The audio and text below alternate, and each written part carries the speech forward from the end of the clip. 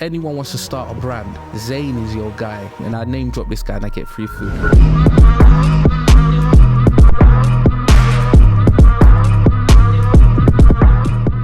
I don't like maintaining things. I'm not a maintainer, sadly.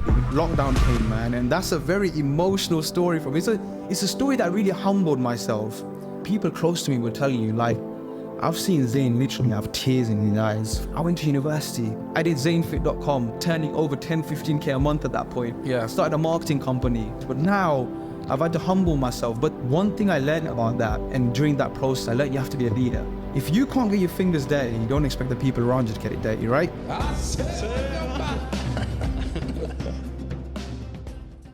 All right. Do the clap. 1, 2. Let's go. Assalamu alaikum wa rahmatullahi wa barakatuh. Sema Diombas, Wadiombas, we have a special guest today. And since I started this podcast, if you know those viewers, our fans, let's say, I know there aren't many, but our fans, you've kind of heard me kind of name drop. You know, I'm always kind of using this name one way, shape, form or another, yeah? We spoke briefly about him when we had Aki Omar. I think on my first podcast as well, we spoke about him. Now, this gentleman that I have next to me is a close brother of mine. We've had, let's say, like a tumultuous relationship, just like any other brotherhood, you know. It's like there's growing pains in it, but alhamdulillah, I like to say we're in a good place now and on to better things. Now, this brother next to me, he's responsible for many success stories, I would say, here in the Midlands, especially when it comes to the food industry. Now, I'm gonna drop some names here of restaurants. Let's say names like Munchies, Fat Buns, and it doesn't end there. He's also runs a creative studio, a marketing studio, where he's worked with the likes of BMW, North Face, so on and so forth, big brands. He's also responsible for the thing that I'm most proud of, even though it's not mine, but I feel like it's mine. He's responsible for Explore Zanzi, and I've name dropped Explore Zanzi. Whenever we talk about Zanzibar, I always use Explore Zanzi as a reference point. To name a few: Halal Food Shop Online, the Halal Food Festival. It's the one and only Zain Lambat. What you saying, my bro? Mashallah. Yo, his podcast is a long time coming, man. It's been a long time going, alhamdulillah. Thank you for coming, bro. It's cool, man. It's cool, man. You give a very honest introduction, Bro, I ain't gonna lie, man. I always go off the dome, man. Hopefully it's organic and it's the truth. It's been a long time coming. I always told you I wanted this podcast to be in Zanzibar. But you know what? You've got a story to tell. I feel like our viewers will be engaged, educated. I want to start from the beginning. Always where we don't have time. I wish we had 24 hours, but let's start from the beginning, bro. Let's start at your journey, bro. Your journey to the UK, because I haven't mentioned that you're from Africa, Indian background, things like that. I'm going to let you talk about that. No, of course. I think, you know what it is? Whenever we meet people, I think everyone's got a story. Everyone's got challenges. Everyone's got something unique about them. I think that's in everyone. And I think everyone's got a story to tell as well. Of course, like we see these movies, how people narrate their stories. But, you know, of course, I've got my own story. My roots are African, as you know. I've got nothing to do with Zanzibar, by the way. That's the teaser. So my mother is Zambian. My father was Malawian. He's passed away in 2022. So please remember him in your prayers. But yeah, man, we emigrated to the UK when I was very, very young, actually. I think I was like 8 years old, I think. Yeah. It was way back in 2002 or 3. Long time ago. But came to the UK, moved here, studied here, went during my younger years here for school, ended up going to college, went to university. And yeah, man, and then, you know, became an entrepreneur, as they say. So I mean, you would say you're an entrepreneur, but I would say, and people who know you, you're like a film guy, you know, you're a filmmaker. of course, you have your businesses, but I think your art is really like your something that you have to give you the flowers for it. It's something that I think you was born to do. It don't matter what's happening. Whenever I see your content, I'm like, subhanallah, mashallah, this guy, he's on a different level. Even though you're very close to me, I feel like, this guy, he's like a celebrity. But let's talk about a little bit about the community here in Leicester. One thing I've noticed about Leicester, before you go on to speak about your journey and your business endeavors, but one thing about Leicester that I found in Midlands, there's a lot of let's say ethnically Indian background community, came from Africa, but they're highly successful, they're highly resourceful. There are many companies that were started in Leicester, Boohoo Man, right? Chaiwala, and many more. What do you think it is? What's the drive of the guys who come from Africa and they settle in the Midlands and they just hit the ground running? What do you think is in the water in Zambia and Malawi and places like that, bro? That's a very good question. Very good question. You know what it is? I think, and I'm guessing you're obviously talking about these sort of Asian African communities, right? So a lot of them, alhamdulillah, they're very, very successful. And I think what it is, a lot of people emigrated many years ago to Malawi from places like India, Pakistan. Yeah. Not just Malawi itself, but there's a huge population of Zambians in Leicester. There's a huge population of Ugandans, Kenyans, Zanzibaris like yourself as well. But I think if you mainly focus on the Asian communities, I think they mainly come from Uganda, mainland Tanzania, Kenya, Zambia, and Malawi, of course. And I think what it is, you see, back then, a lot of these guys came to Malawi to do business. Now, I can talk from experience, right? I've gone back to Africa right now. Yeah. Currently doing business, and there's a whole different challenge out there. And I feel like if you can be successful using resources in Africa where resources can be limited. No disrespect to Africa. I think Africa is booming and I think there's massive opportunities there. But I do feel there are some areas where it lacks resource, lacks professionalism. And I feel when you've got that experience of being successful within that sort of environment, the UK is your oyster, man. You can do whatever you want with UK. Yeah, it depends. I think, of course, the mindset thing as well. I've met many Africans here as well, that come to the UK because they're so used to that, as you say, Zanzibar is pole lifestyle. Taratib, yeah. It can set you back. But then if you know how to use it to your advantage, and you're an optimistic person, I think it worked really well, man. Yeah, mashallah. Okay, let's start the first business endeavor that you started, where me and you met. Let's talk about Zain Fit. Because Zain Fit was like, I don't know if you planned it or it happened organically, but it was in people's tongue. Zain Fit this, Zain Fit that, and then you had a team. You had merchandise, jumpers, tops. I think I still got a few of your tops of Zain Fit. How did that come about, bro? So look, I studied chemistry at university. I studied at university and I still think education is so important, right? So many people, they say education, it's got nothing to do with, nowadays you don't need education to succeed in life, which partly is true. But then again, these guys are looking up to people like Bill Gates, Mark Zuckerberg. These guys were smart people. Mark Zuckerberg was a dropout of Harvard University, I believe. Bill Gates, he was someone, that was really smart as well. So you're looking up to smart people who dropped out of university. I think Bill Gates dropped out of high school. Maybe even high school, but these guys are very smart people. They're people that were, blessed with talent, mashallah. Yeah. And the thing is, not saying that you need to educate yourself, but I think having a wide variation of, you've got education, you've got skills that you learn at home, everything in itself, I think plays a huge part in the person that you become.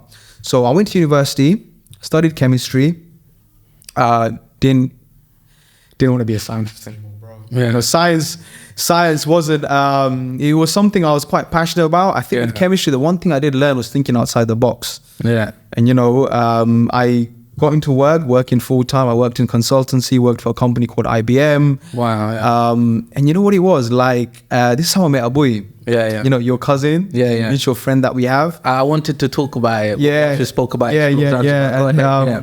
And, you know, obviously, that's where we met. Yeah. We worked part-time, and I was quite used to the weekend work lifestyle. Yeah. Not really going into an office. And again, I'm not disregarding having a 9-to-5 job. I think it's great for some people. I think some people do extremely well. I have friends, you know, making excess of like 200-300K a year having a 9-to-5 job.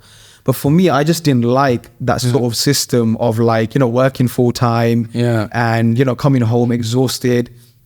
I really wanted to do something for myself. So I was quite passionate about fitness then. Yeah.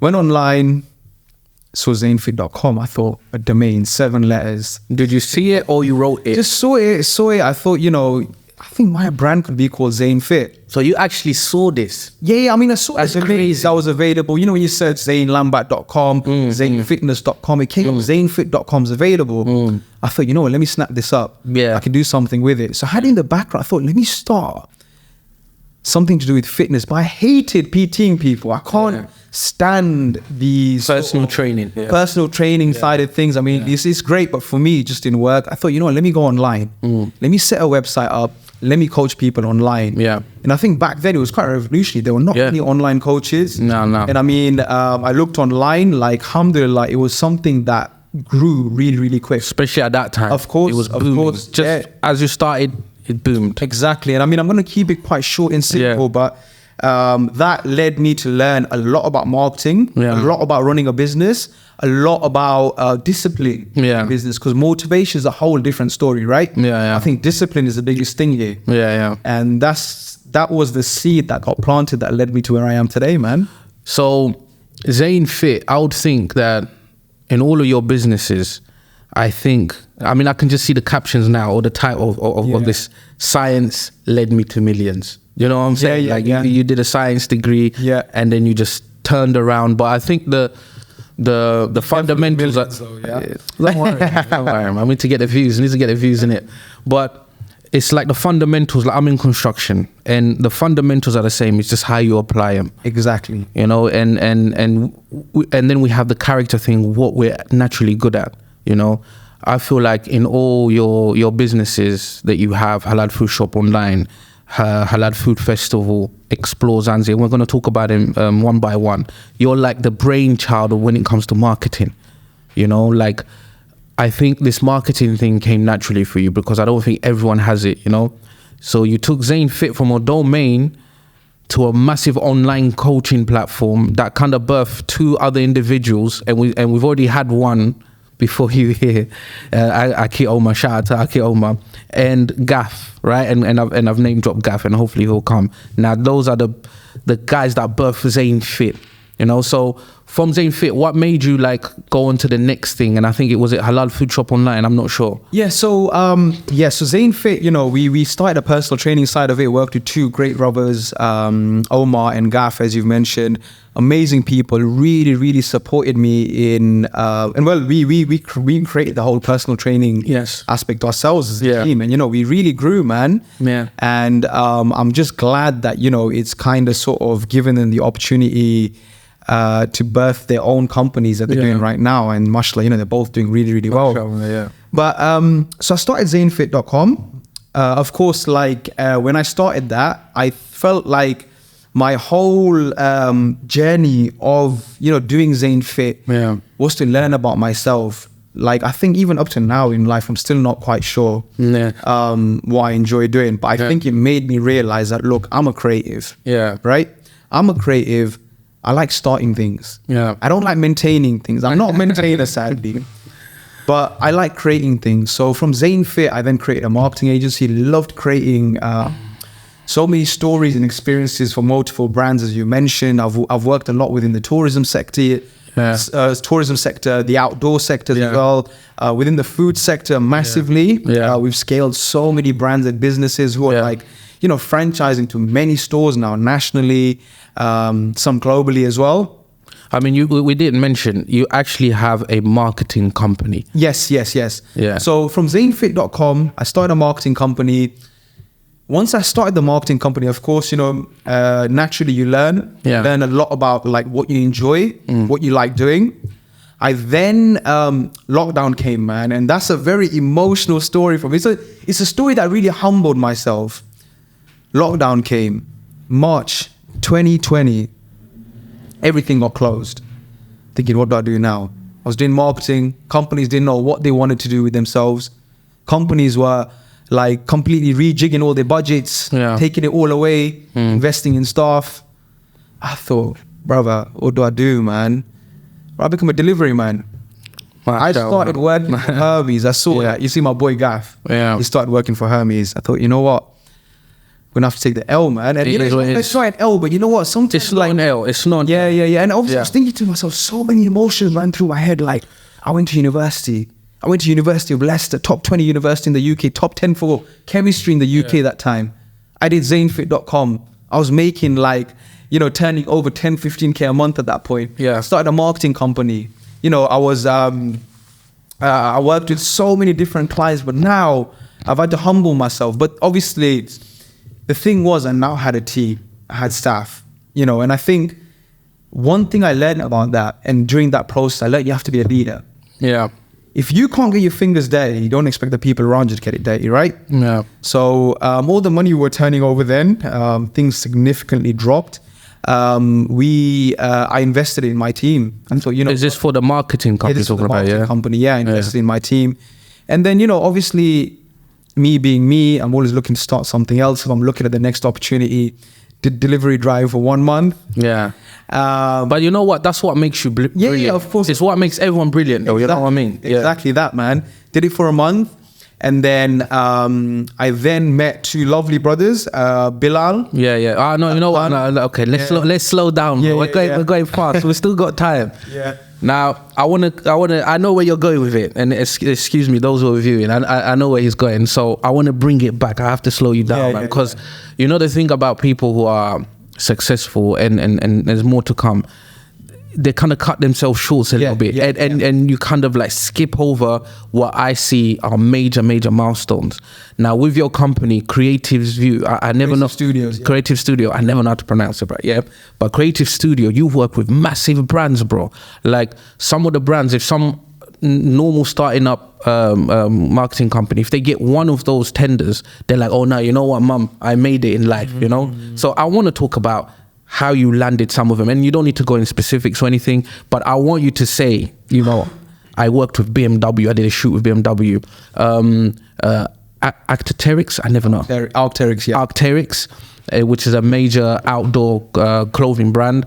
North Face, you know, just talk about the first like major contract you got for marketing. So it's interesting. So like, it's crazy because you know what, sometimes I think it's good you said this, because you know sometimes we do things in life and we forget how far we've come. Wallahi, yeah. And alhamdulillah, you know, God bless us all, and inshallah Allah give us all these opportunities. But you know, sometimes I have to step back and realize that, wait, you know, I've actually worked with BMW. Yeah. I did a project with them. It's hard to sometimes you ain't got time to process it. Yeah, exactly. You've not got time to process it. And like, you know, life sometimes just hits you and you're moving. Things are going quick. You finish one project, you're on to the next one. You know, you've got a team, it's not about feeding myself anymore. I've got to feed like other people around me. Yeah. Like, you know, they've all got their own personal lives. Yeah. And I think the one big thing I can say is always show off. Show up. Discipline always beats motivation. 100%. You know, like, I'm not the best filmmaker out there, let's be honest. There's so many people out there better than me. I don't know, bro. You know, I mean, you know, I aspire to be like certain people myself. Yeah. But I think the main thing with me, I've always showed up. Yeah. I've always ensured that I always deliver work in a timely manner. Yeah. I always make sure, you know, I'm always exceeding client expectations. So I'm always over delivering and under promising. Yeah. I think you see concepts like that, like naturally makes you network. You know, sometimes people like there was a saying I heard today where like networking is overrated, man. You just got to be disciplined. Yeah. As soon as you're disciplined, the opportunities come to you. People call it luck, but of course, myself and yourself, when we see the opportunities come, we know, oh, it's been due to this hard work. Yeah. You know, it's because of this, I did A, B, and C. Yeah. And I've got a lot of people around me to thank as well. Like, there's people like, like Haroon Moat, for example, close friend of mine, but someone that, who's connected me. Muslim hikers. Many clients. Yeah. I mean, of course, the relationship we've had together as well is, me under promising and over delivering with him. And of course, this leads to build many opportunities. Shout out to Haroon Moat, yeah? Of course, man. We've got to give him the shout out. We need to have him on the podcast, man. Of course, man. One day, inshallah, I'll have a chat with him. Inshallah, yeah. So, tell the story, bro, because it's an inspiring story. I want you to go more specifics. I see you're trying to. I want you to go more specific. Let's say North Face, when you did something for North Face, how did that feel? What was the structure behind it? What was the planning behind it? Because what is it? Do they give you a brief? Is it? Do you have creative? What's that word? It depends. It's quite freedom, interesting, actually. creative freedom. What it is, like you say that, but when I've worked with some big brands, it's crazy how simple the briefs that can be, right? Yeah. And then obviously there's some, like recently I did a project with Arc'teryx, like it was such a comprehensive brief. We're working with a huge team, a director, producer. And sorry, talk about Arc'teryx. What brands do they have? Because some people might not know it because it's a bit... Yeah. So Arc'teryx, they're probably one of the... they're like the Gucci of outdoors, basically. So you've got the North Face. They're big on road. The Adidas. And then you've got the ones above them, right? So Arc'teryx are quite sort of... they're quite unique. Some may disagree, of course, but their clothing is amazing. Again, it was something I was introduced with by Haroon. And then, of course, I did a project with them, and it was one of those projects that when it came to me, I thought, I can't do this. Yeah. Too much for me. A big responsibility. It's a big responsibility. I mean, this is going to go on a global channel. Yeah. And I can't do it, man. But then before I said that, I thought back to how did I start what I did many years ago. I said yes to everything. Yeah. And never ever once said no, but I figured it out. I think that was a big thing for me. And I thought, I've just got to apply this concept on a bigger scale. Yeah. And alhamdulillah, I said yes. Turned out to be a very successful shoot.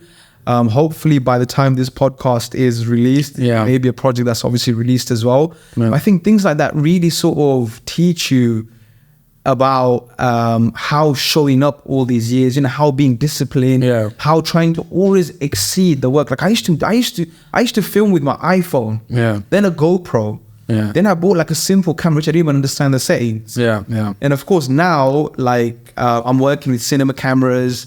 It's been quite a humbling experience, man. MashaAllah. And you know what? I don't want the viewers to feel like I'm what we say in East London, get your out of my arsehole, Charlie. I don't want people to feel like I'm riding you, like I'm trying to give you a big head. But I feel like I'm not doing you justice, bro.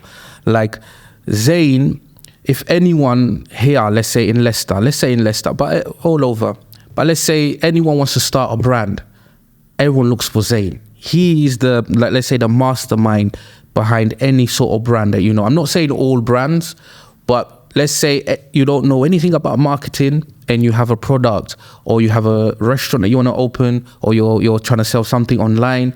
Zain is your guy. You hear this name over and over again. I've traveled to places like Manchester, and I've told you, and I name drop this guy and I get free food. He doesn't name drop himself. He pays when he goes to restaurants, he pays himself. MashaAllah, he's a humble guy. So many places he doesn't want anything for free. But I use this guy's name and I get free food, I mean, what's the point having a friend, you know what I'm saying? Just get glad it helps, man. I'm glad it helps. Right, okay. Utilize your network, right? All right, okay. Let's go on the next thing. Let's talk about Halal Food Shop Online, which is something that's it's an innovation, I would say, that was birthed around COVID, I think, and that I think led to Halal Food Festival. Let's talk about that, bro. Yeah, so the Halal Food Shop, it was something that an opportunity arose after the delivery driving, of course. Oh, that's where it came about. Yeah. But again, I'm not going to take credit for it. It wasn't my idea. It was an idea of Bilal's. He then partnered with Nouri. Of course, they launched it. And then once they launched it, of course, there's challenges of being online. Like, you've got to really understand the online space. Through Zain Fit, I learned a lot about scaling companies online. Yeah. And I think I learned a lot about the user journey, the whole user experience, how, you know, the communication you have online is different to offline. Yeah. You know, there's a different way you resonate with customers online. I'm sure, you know, you're seeing the challenges with this product here as well. You know, you've got Bouillon Fresh website, bouillonfresh.com. Yeah.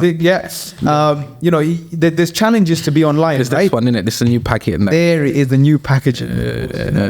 Yeah, man. But you know, you see, there's challenges of being online, right? And the thing is, like, when you don't understand the market, one thing I've always said with successful partnerships, and you always stick with what you know. Yeah. You know, don't ever partner up with people who are just your friends. Yeah. That's not going to get you somewhere. But partner up with people. They could be a friend, they could be family, they could be a complete stranger. Me, Bilal and Nouri, we were strangers. We didn't know each other. SubhanAllah. We partnered up through skill sets, right? I was the online marketing creative guy. Bilal's he acts as our CEO, you know, the guy who deals directly with suppliers. Nouri deals with the logistics. So of course this project came about. In the beginning, we didn't turn over much. You know, they started the company. They then partnered up with myself. I completely revamped the whole ads, the way the ads were running, the funnels that we created. I then created the media to support the ads. And then, alhamdulillah, in like the first year of operating, we took the halalfoodshop.com to #1 in the whole of the UK. SubhanAllah. Keyword on Google, halal groceries. SubhanAllah. You type in halal groceries on Google right now, all the ads will be #1 on Google. Imagine like COVID time where you can't go like to butchers and shops. And then from turning over shy of £1,000 in our first month of operating, by 12 months we turned over nearly £350,000 in sales. MashaAllah. So of course, like, you know, that led to more opportunities. Of course, I'll have to give credit to Bilal for this, and Nouri, of course. We then created a concept called the Halal Food Festival. And then now we're running festivals all over the UK, man. SubhanAllah. Some of the biggest halal food festivals in the UK as well. So of course, you know, again, this all birthed from zainfit.com. You know, I learned a lot about marketing then, small scale. And through every single project I've started, I've applied the concepts. I've applied those same similar concepts that I learned with zainfit.com, and I've applied it on a larger scale. And of course, you know, and now we're here, man. I mean, okay, I want to take you back. You know, the thing is, because it's you who's doing it, because I know how inspiring it is, and I want the story. You know, we want the story here. We want to inspire and engage and educate at Sema Podcast. So the Halal Food Festival, my perception of it, it's like this amalgamation of all of the best restaurants, from what I can tell, that serve halal food, and it's a family thing, you know. So you're getting all the restaurants in one hangar exhibition center, and then all these families get to enjoy. So what was that thinking? How did that idea came about? You know what, we should do a food festival, you know, because we're already kind of have this network of all these halal food restaurants and suppliers and couriers and all these guys. We should all put them in one place. How did that idea come about? So, you know, when you do things online, it's different, right? People think like you make so much money online. You know, you've got no storefront, you've got no rent to pay. But you know, the online rent is sometimes more than the offline rent. So of course, like, we had to look at ways where we can utilize everything that we're generating from the halal food shop in a way that can be monetized.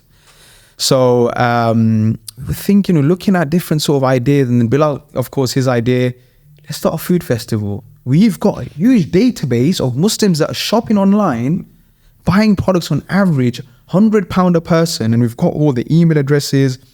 Surely we can utilize this in a positive way, right? So we created the Halal Food Festival. Started off in Leicester. We thought, you know, it'd be great just to get like all these different, you know, vendors. And things were challenging, man. Like, we were gonna do this in 2020. Then got cancelled because of COVID. We then thought, let's do it 2021.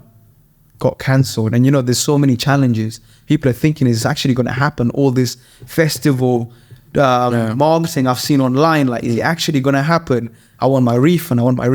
Now, of course, like, as a business, you need cash flow. You've paid for certain things. We're having to like sort of, the team are having to like sort of find ways to sort of refund these customers. And then, alhamdulillah, long story short, we then did our first festival in Leicester, 2022.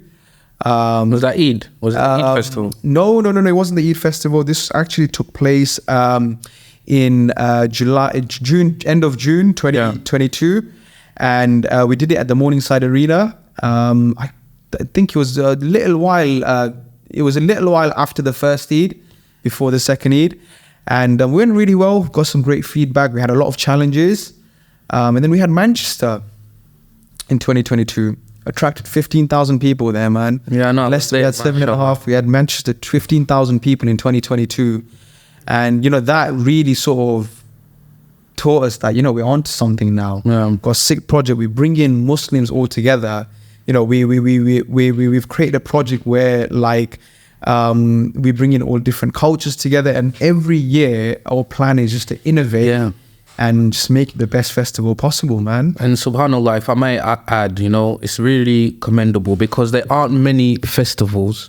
Because you used to have back in the days, you used to have Twins of Faith. When Mufti Menk comes, Peace Festival, where you have this da'wah or khutbahs and things like that. And then there's food around that. There aren't many festivals that are halal oriented, and this is a festival that Muslims and non-Muslims can come and enjoy and have a good time and eat good food. In living in the West, it's very hard for us to have a cohesive family environment, Leicester does very well though, I must say so, maybe because of the culture, the Asian, African culture. But I think other cities, other places, they don't really have a cohesive thing. So this is like a catalyst to get family together. I remember when you was doing it, many of my family members were like, you know what, we need to get to Manchester. People who have never come back home, but it's a reason to come back home with their mom and dad to go this food festival. I remember being proud and be like, yeah, this is my boys' food festival, man. You know what it is?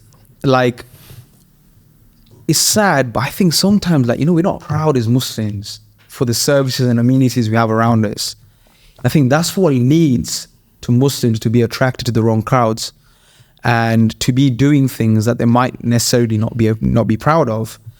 Things that, they may feel like, I don't want my parents to know, going out, partying, nightlife. We wanted to create something where Muslims are proud. Not just Muslims, of course, non-Muslims as well. But we wanted halal to be fun, wanted halal to be lively.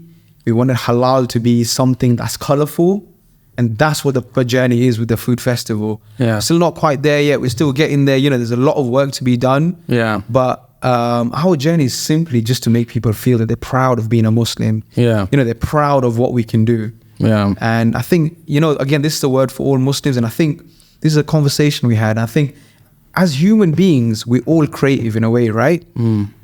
Like, and I say this to all Muslims out there, like, how dare you come into this world, being born into this world, and not utilizing your creative brain power to make a change.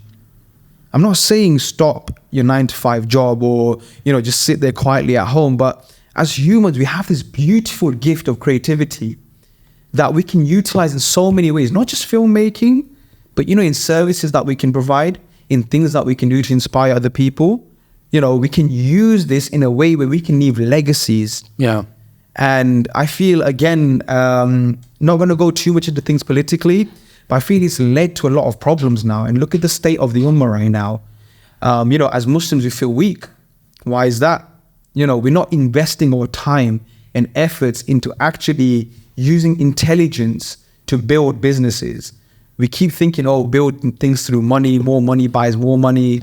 But, if we look at the other non-Muslims around us, they're intelligent people. They're people that have educated themselves to get to the positions they're in right now. And I think right now it's a duty upon Muslims to actually invest their time in this world, to use it in a way where we can use it positively and to leave a legacy. And of course, it's a form of dawah as well, right? MashaAllah. And I think your businesses are part of the solution. You have Halal Food Shop online, you got Halal Food Festival, and you've taken it. You haven't just complained.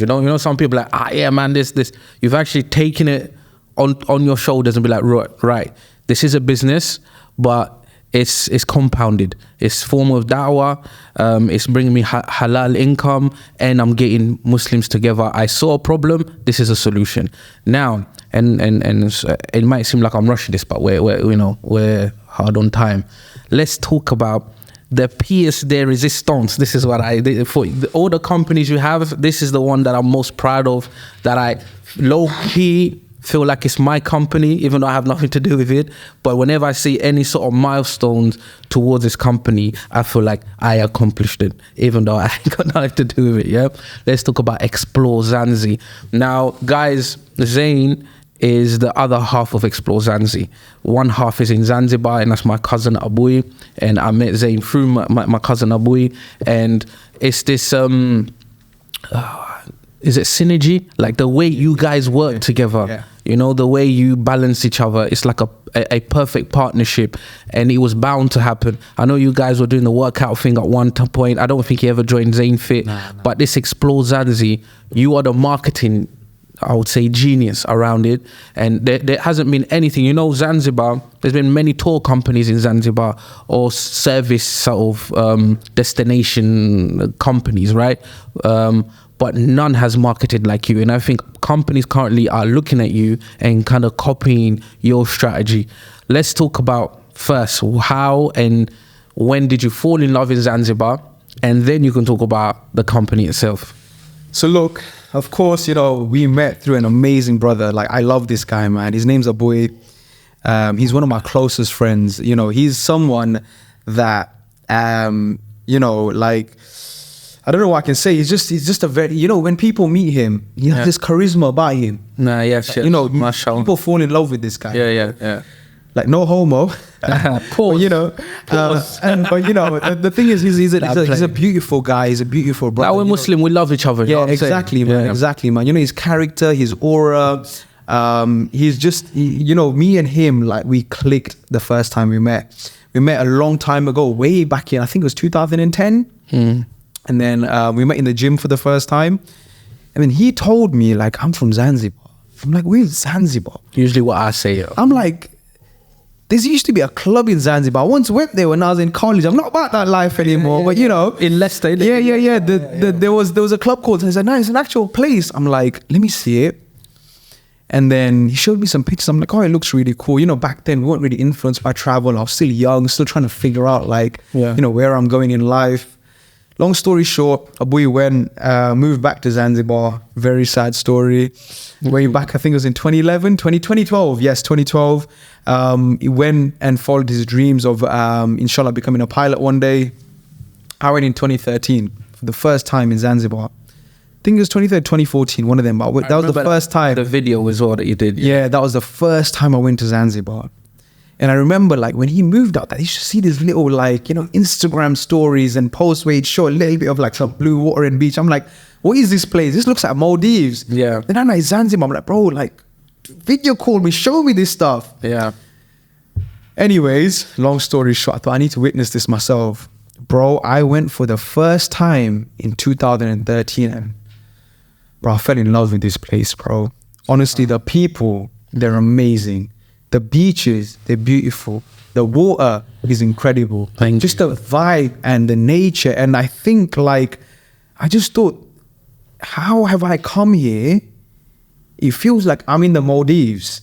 It's literally the Maldives of Africa. I didn't even think Africa. But better, you're in Zanzibar. Yeah, exactly. And I mean, sort of, long story short, you know, since then I've visited over 15 times. And we've adopted you, basically. Yeah, exactly. You've adopted me. You know, again, me and Abui, alhamdulillah, bond is still close. You know, and I've literally, like, been adopted by all you, all of you. You're all family. You know, we're all one big family now. Yeah.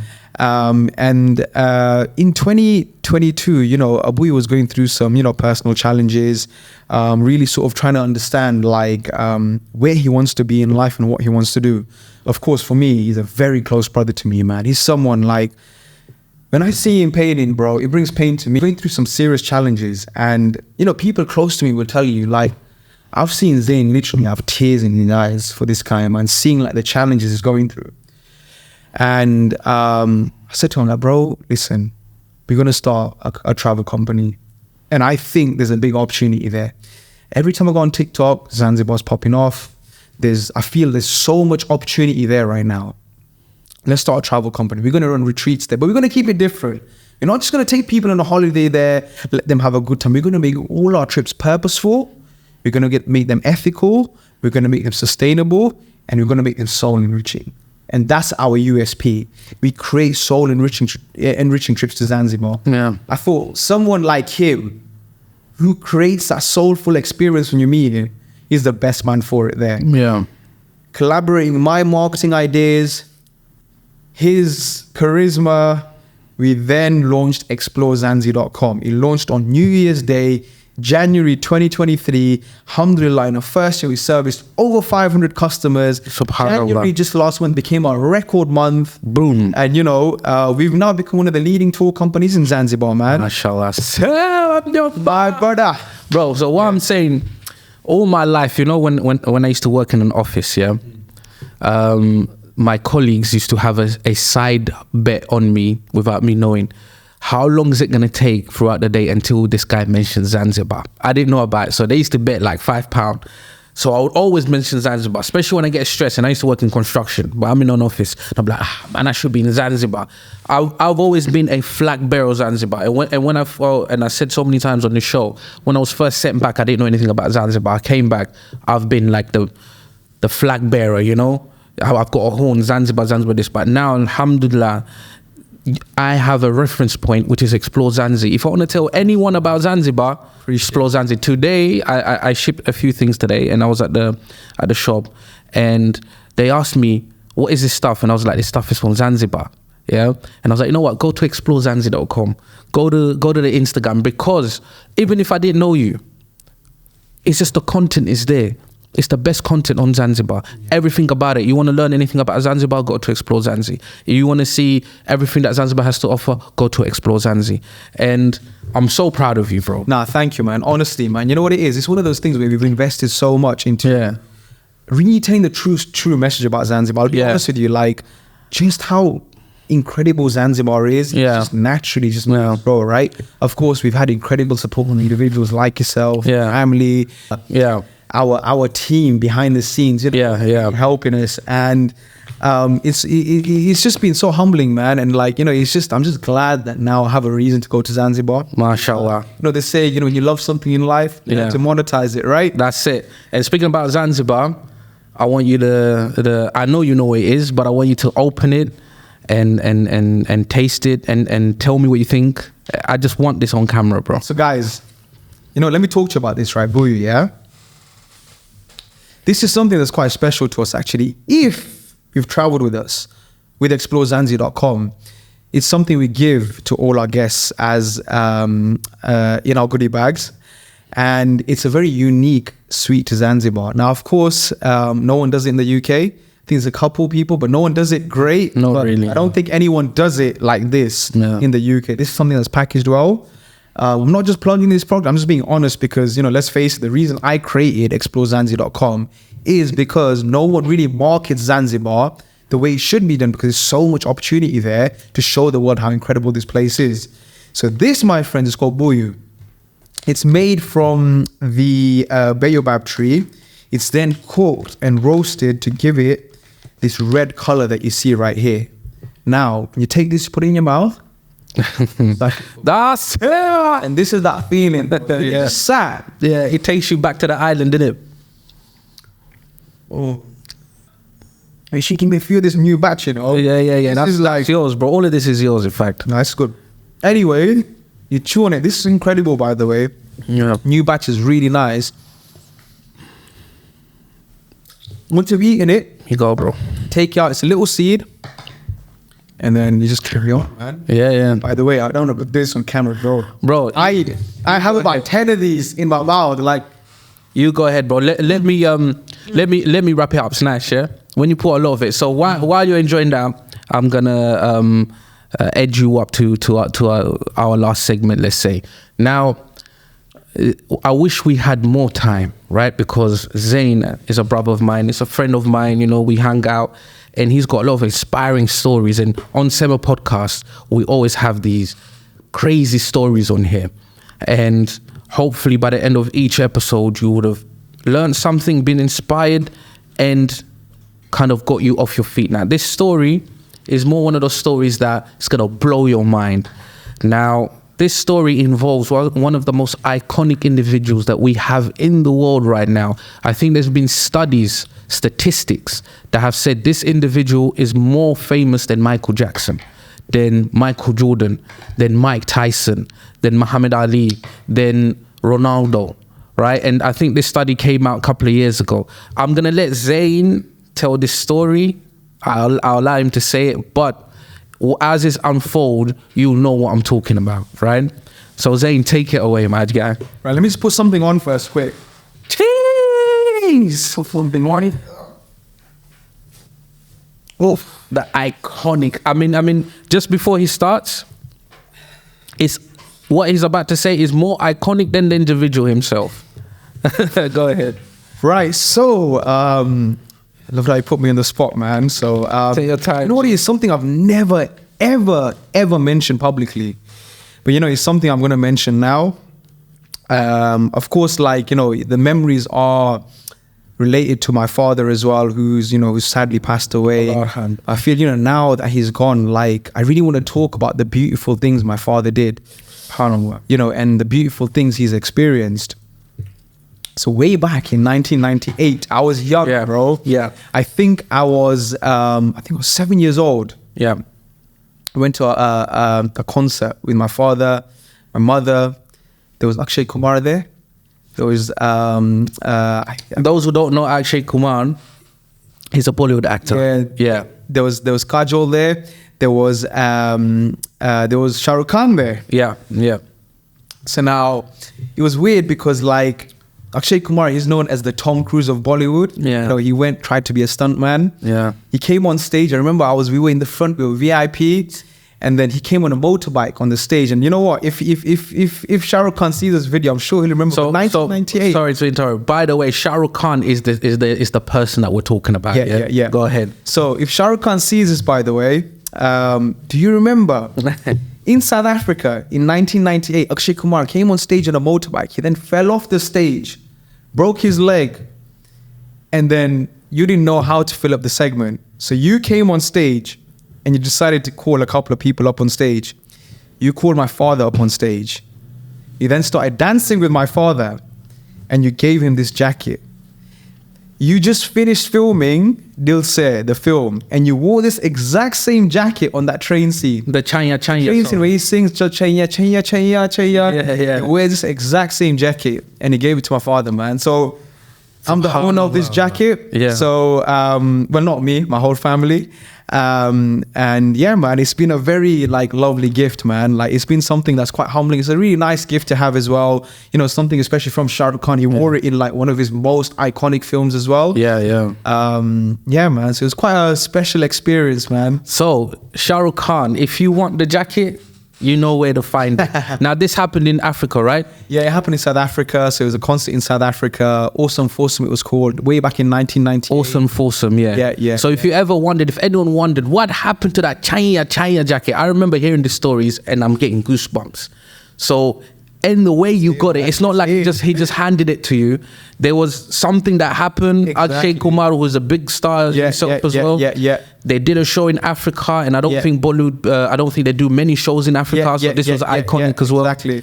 An accident happened, and you got this jacket. So Shah Rukh Khan, if you're listening, and anyone who's wondered where is that Chaya jacket, we have it here. My guy Zayn, the pièce de résistance himself of marketing, is wearing the jacket, bro. I think it's been an awesome end to the podcast, man. Bro, Jazakallah khair, man. Thank you for your time, Hassan. No, thank you for your time. I think we should do this again, bro. We should do round two, man. We have to. I mean, this was too fast. I think we need to do round two. There's more things to talk about. We have to talk about how we're gonna get this jacket to Shah Rukh Khan, or how Shah Rukh Khan. He's watch me on this video. He's gonna have to come to the podcast and see if we can get it off him. But we'll go, inshallah, to greater things, inshallah. All right, Assalamu alaikum, bro. Assalamu alaikum. Peace. Thank you, Chase, man. I appreciate it, man. Bro, you see, we got it. We just went over 10 minutes, bro. Friday's not even here, bro. That's pretty crazy. Is he here? Let me get in a wood. But that felt like 10 minutes.